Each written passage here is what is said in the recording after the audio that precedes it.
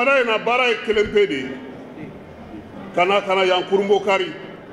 Yaasa ka se ka npogotigi minnu bɛ yen n'olu ma ɲɛ sɔrɔ kalan na olu ka se ka dɔ sɔrɔ.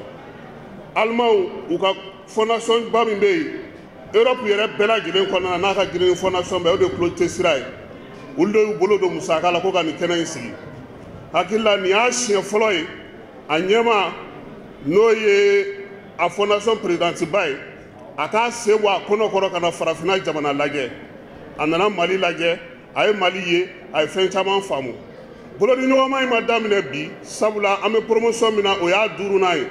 Nka musomaninw ka se k'u bɔ gɛlɛya la ka se k'u bɔ kalanbaliya dibi la ka se ka dɔ kɛ u yɛrɛ ye kɛnɛ in sigikun ye o ye.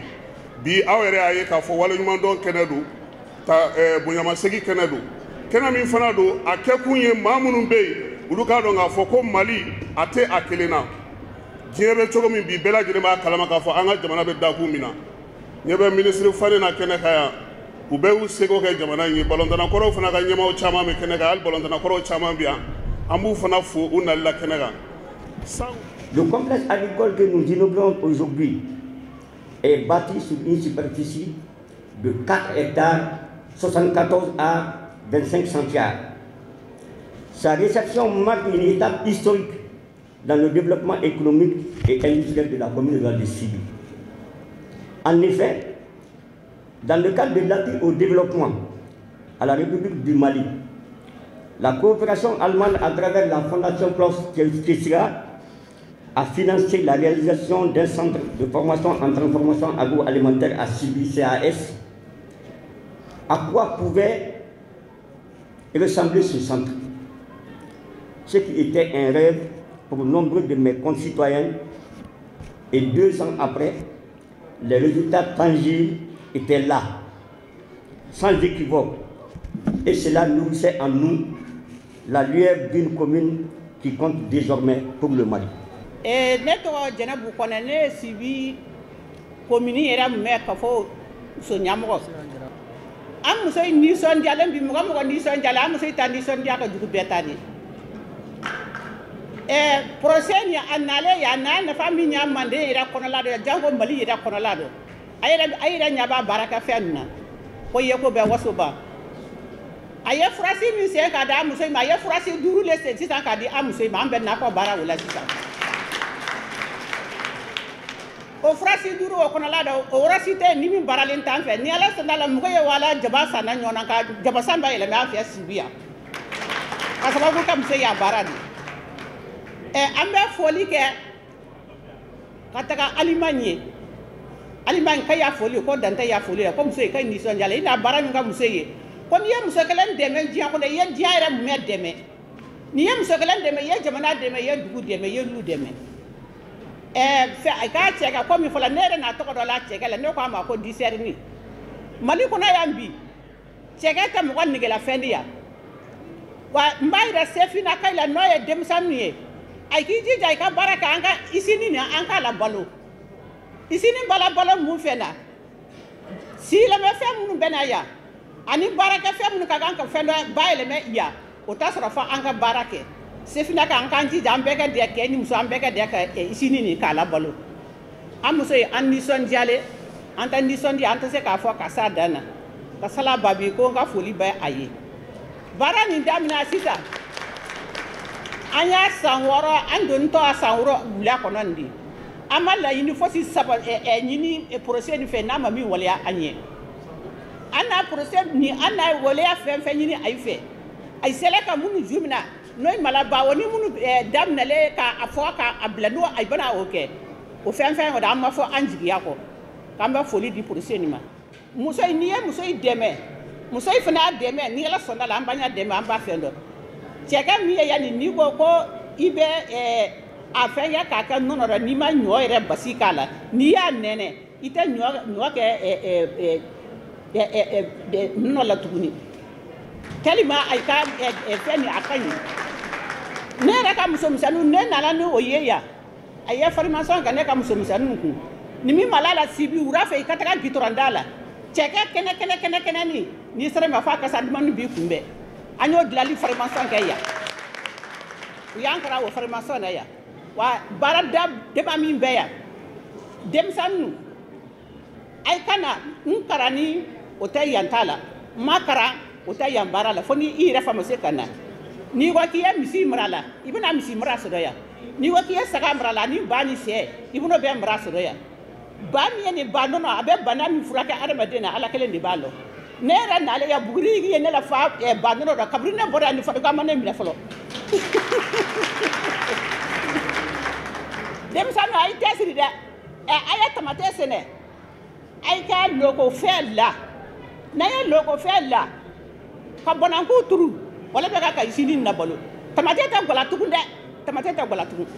ika tamate bora to ko so manina rana amba ka lokotidi amba ka tamate jalandi bara bade le bet ya nere meni ay kana ira fana ta bara do on be foli ka mali bu me bela dele ni ala ka mali dia an yɛrɛ ye n'an y'an cɛsiri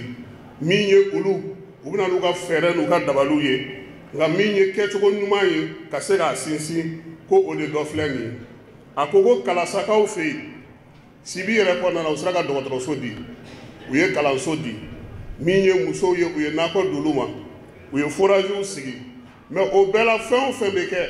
musow olu de jɔyɔrɔ ka bon u ka baara in na kosɛbɛ muso caman bɛ kɛnɛ kan yan olu sen donnen don a la hali énergie renouvelable o fana ye muso ye ka taa fara muso tɔ minnu bɛ yen n'olu bɛ bayɛlɛmaliw kɛ ka musomaninw k'olu dege baara la a ko ko a bɛ foli ta ka ɲɛsin minisiri kɔrɔ bɛɛ ma maa maa ye minisiriya kɛ baaradege kɔnɔna na maa minnu fana bɛ yen n'olu y'u cɛsiri k'u dɛmɛ kalasa sibi maire dugutigilakaw k'a b'u bɛɛ lajɛlen fo o bɛɛ lajɛlen tɛmɛnen kɔfɛ maa minnu yɛrɛ bɛ baara kɛ yan sala ni a ka maaw ka taa se buware ma ale ni honorable Amadou Araba k'a bɛ ninnu bɛɛ lajɛlen fo wa ko sisan olu bɛna min sinsin o ye an yɛrɛ ka se ka an yɛrɛ bolo don nin ko in bɛɛ lajɛlen kɔrɔ ka bayɛlɛmali kɛ an yɛrɛ tɔgɔ la sabula don o don maaw bɛna jira i la a ka se yɛrɛ ka se k'i yɛrɛ ta Papendi ka kuma la kumaba ye nin ye ko n'an y'an jija an bɛ se an yɛrɛ kɔrɔ o dun de fana b'an ka ɲɛmaaw da bi bɛɛ lajɛlen bɛ k'i disi gosi n'o de ye ko o misali ɲuman o de ye nin ye olu kɔni bɛ na ni fɛɛrɛ ye nka kɛwale ni kɛlaw k'olu b'anw yɛrɛ de bolo yan an bɛɛ lajɛlen k'an cɛsiri. Chers amis, c'est un immense plaisir pour moi d'assister à la cérémonie officielle d'inauguration du centre agroalimentaire de Sibi, CAS. Ambassadeur, an bɛ foli ta ka ɲɛsin a ma ale ka kuma ye tali kɛ dɛmɛɲɔgɔnya min bɛ kɛ n yɛrɛ ye ani faso ni ɲɔgɔn cɛ kuma tɛ u ka baɲumankɛtɔn min nana ka na nin baara kɛ n'o ye Claudite Sira ye ale ye kɛ n yɛrɛ ye de ye a ko ko u bɛ ka baara min kɛ a bɛ tali kɛ Allemagne yɛrɛ ni Mali ka bolo di ɲɔgɔn ma dɛmɛɲɔgɔnya o hukumu kɔnɔna na sabula miliyari 460 Allemagne b'o de don musaka la san o san ani Mali ka bolo di ɲɔgɔn ma hukumu kɔnɔna na ko nka ko faranga min bɛ campus ta la o ye k'a fɔ a bɛ maaw dege baara la wa o baara dege ani ka baara kalan kɛ denmisɛnw kunna o y'olu yɛrɛ miirinaba ye miirina min don a bɛ tali kɛ u ka baara taabolo la u ni Mali ni ɲɔgɔn cɛ ko sɛnɛko min nana fara a kan o ye belebele ye ko sabula olu ka dɛmɛ min bɛ ta ka ɲɛsin Mali jamana ma kɛmɛ kɛmɛ sarada la 3 ɲɔgɔn na o bɛ se ka taa sɛnɛ ale hukumu kɔnɔna na o de la bi a ko k'a nisɔndiyalen don min y'a to nin ko in sera ka sigi sen kan a ko ko a ma se ale k'a fɔ nafa min bɛ musow donni na nin ko in na kuma tɛ u ka se ka u yɛrɛ ta ka nafa sɔrɔ u yɛrɛ ye ko bi ko fɛn min bɛ musow bolo yan ko n'Ala sɔnna a ma Sibi commune yɛrɛ dɔrɔn tɛ min ye Mali commune wɛrɛw ye k'olu bɛna sɔn ka nafa sɔrɔ a ko la o de la a ko k'a bɛ foli ta ka ɲɛsin bɛɛ lajɛlen ma maa minnu sera ka nin kɛnɛ in sigi sen kan ani ka nin baara in hakilina sɔrɔ n'o ye Alimanw ka fondation ba ye dɛmɛbaga minnu bɛ Sibi yɛrɛ kɔnɔna na CAS dugutigiw ni kafotigiw ka taa se gouvernement mɔgɔw ma olu minnu sera ka nin baara in senkɔrɔma don a daminɛ fo bi a ko k'a tɛ se ka bɔ kuma na fiyewu n'a ma bonyamasegin kɛ Mali ɲɛmaaw ye olu minnu kɛlen don k'a to nin waleya in bɛ sigi sen kan yaasa baara in ale bɛɛ lajɛlen bɛ se ka kɛ cogo min na an ka jamana ale kɔnɔna na min ye a ka kuma kuncɛ la a ye foli ni tanu ta ka ɲɛsin bɛɛ lajɛlen ma Kalasa yan baara in bɛna n'a to Kalasa kɔnɔna na guwa o guwa u k'u tɔgɔla ji sɔrɔ prépe compteur la i n'a fɔ a bɛ Bamakɔ cogo min yɛrɛ bɛ se k'a fɔ nin tɛ Bamakɔ yɛrɛ parce que di préfet ne m'o ye Bamakɔ fɔlɔ ayi Amadu Koyita o t'i ka so fɔlɔ dɛ donc Kalasa guwa bɛɛ bɛna n'o sɔrɔ yelen fana bi na o bɛ Kalasa fan bɛɛ o la ne y'a dɔn sous-préfet nana don min na o ka dɔ d'a ma madame le sous-préfet an bɛna fɔ Claude tɛ sira maaw ye o kana taa fiyewu n'u bɛ taa lajɛ sabula ne yɛrɛ furumuso bɛ kɛnɛ kan yan Awa Sila ale bɛ énergie wele sisan ko joli nana joli taara Kalasa y'anw tɛ joli dɔn dɛ kabini kunnasini ne bɛ yan cɛ n tɛ courant tigɛ dɔn n ka téléphone bɛɛ falen don tɛ wa courant barikaba de b'a la an bɛ dugawu kɛ Ala ka. Honorables membres du Conseil national de transition, Mesdames et Messieurs les anciens ministres, Mesdames et Messieurs les partenaires techniques et financiers, Monsieur l'ambassadeur de la République fédérale d'Allemagne au Mali, Madame le sous-préfet de Sibi, Monsieur le maire de la commune rurale de Sibi, Monsieur le coordinateur international du centre agroalimentaire de Sibi, Monsieur le coordinateur national du centre agroalimentaire de Sibi, Mesdames et Messieurs, Akapuma Akoko Abe Yafanyini ke bɛɛ lajɛlen fɛ ministre d'État ale ni gouvernement tɔgɔ la o min kun kan ka kɛ kɛnɛ kan yan n'a ma se ka kɛnɛ kɔnɔna sɔrɔ o sababuya kɛ ko gouvernement ko ka ci dɔ cunna o de y'a to gouvernement mɔgɔw ma se ka kɛnɛ sɔrɔ ko faso Mali o tɔgɔ la sa ani furancɛla wasabulon tɔgɔ la n'an b'o wele ko CNT ko ale ni i wasa don kuma na Mali ale tɔgɔ la a ko a bɛ foli ni tanuni ta ka se maa maa se i se bɔ i kɔnɔkɔrɔ ka se kɛnɛ in kan k'a b'a bɛɛ fo Sibi ni Kalasa dugutigilakaw an'a mairelakaw k'a bɛ foli ta ka ɲɛsin olu ma ani sous-préfet ko baara min filɛ nin ye k'a bɛ ka kɛ jamana min fɛ ko jamana in bɛ Mali dɔn kosɛbɛ ko sabula min ye Mali kɛlen k'a ka yɛrɛma hɔrɔnya ta ko Allemagne jamana ale de fɔlɔ y'a lakodɔn k'a fɔ ko jamana hɔrɔnw fɛ ko a bɛ se ka jate o kukumu kɔnɔna na k'u ka fondation min bɛ yen n'o ye Claude Tɛsira ye o kana ka na nin baara in kɛ ko a bɛ bonyamasegin kɛ olu ye baara min ni a bɛ ka kɛ bi Kalasa kɔnɔna na ni Sibi k'a bɛ tali kɛ kɛnɛya ko ta nasira la min ye kuranko ye ji transport baganmara ale ni sɛnɛ ko a bɛ tali kɛ nin bɛɛ lajɛlen na ko ninnu ka maaw dege u la ka tila ka se ka kalan kɛ u kunna k'o ye siniɲɛsigi baara ye siniɲɛsigi baara min ni a b'a ɲini Mali dɛmɛbaga jɛkulu bɛɛ lajɛlen fɛ u ka taa o sira fɛ yaasa denmisɛnw bɛ se ka baara sɔrɔ cogo min baara min bɛ k'u kunna f'an ye don nataw kɔnɔna na a ye foli ni bonyamasegin kɛ bɛɛ lajɛlen ye ko Ala ka Mali kɛnɛ. Ne ye mun faamuya la c'est que baara min bɛ ka kɛ yan baara de don baara nafamanba de don n'i yɛrɛ y'a jateminɛ u nana ni courant ye yan bi kurantigɛ tɛ Kalasa tɛ Sibi n'i y'a jateminɛ u nana ka dɔnniya di an ka denmisɛnninw ma sifinkaw ma musow n'i y'a ye bi u bɛ ka mun kɛ fɛnɛ u bɛ ka mɔgɔw dɛmɛ ciko la fɛn fɛn cikɛ ye u bɛ ka mɔgɔw dɛmɛ fɛn fɛn bagan mara ye u bɛ ka mɔgɔw dɛmɛ o la n'i y'o jateminɛ sisan i b'a fɔ dɔrɔn ni nin ɲɔgɔn bɛ se ka kɛ Mali fan bɛɛ ni nin opportunité bɛ se ka di Mali sifinkaw bɛɛ ma i b'a jateminɛ aw bɛ taga yan fɛ sisan i b'a ye bagan yɛrɛ bɛ mara yɔrɔ min na wɛrɛ u bɛ wɛrɛ simple dilan k'a yir'i la k'a fɔ e yɛrɛ bɛ se ka taa i ka so i bɛ se ka nin wɛrɛ ni ɲɔgɔn dilan i b'i ka baw bila a kɔnɔ i b'i ka sɛw bila a kɔnɔ fɛn caman bɛ yen n'i bɛ se k'o kɛ donc u bɛ k'o bɛɛ de yira mɔgɔ la vraiment ne kɔni ɲɛ bɛ baara in taabolo la a taabolo ka ɲi ne bɛ Ala deli dɔrɔn Ala ka se ka fanga d'a ma ka fanga di jamana in yɛrɛ ma a ka se ka nin ɲɔgɔn caman kɛ Mali togoda bɛɛ la. bon nin kɔni a bɛ n'a fɔ sogo parce que an ka jamana bɛ yɔrɔ min na bi ani ne diɲɛ taacogo lajɛ bi ani ka na yan ka na CAS lajɛ centre agroalimentaire sɛnɛkɛlaw ka denmisɛnninw dege sɛnɛ na fɛn minnu b'o sɛnɛ ka tila k'u dege o bayɛlɛmani na terrateur don kɛnɛkanko de don ka bɔ tila tuguni ka don foro kɔnɔ ka bɔ foro kɔnɔ ka taa transformakɛyɔrɔ la atelier kɔnɔ a bɛɛ de bɛ yan anw bɛ u kalama a bɛ san 2 bɔ an bɛ s'a la ka ja o kan mais centre anw ni centre ye baara daminɛ IJUMA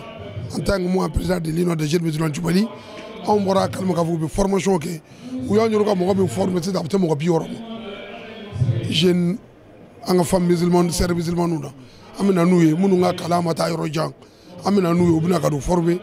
u y'u dege cɛkɛ dilan la yan k'u dege banaku transformer cogo min ka kɛ cɛkɛ ye ka kɛ pilakali ye ka kɛ gomi ye ka kɛ tapioca ye ka tila ka minan dafalen plus de 15 millions ka taga di anw ka mɔgɔw ma Bamako bɛ an ka mɔgɔw bɛ baara k'u yɛrɛ ye a cɛ ka bi tila ka d'an bɛɛ ma an ka so kɔnɔ bi u y'a kalan kɛ de ka formation kɛ bi fo bi olu yɛrɛ b'a la ka mɔgɔ wɛrɛ former na donc o kun ye yɔrɔ fɔlɔ ye bon yɔrɔ ko yɛrɛ min fana jɔlen filɛ nin ye o fana ka bon ka tɛmɛ o kan n'i nana ka n'a lajɛ ka courant lajɛ yan ye kalasa de burusi kɔnɔna de don mais courant lajɛ dugu kɔnɔ tigɛcogo t'a la ka ji ye dugu kɔnɔna na tigɛcogo t'a la i b'a dɔn k'a fɔ ala ye yangaw sɔn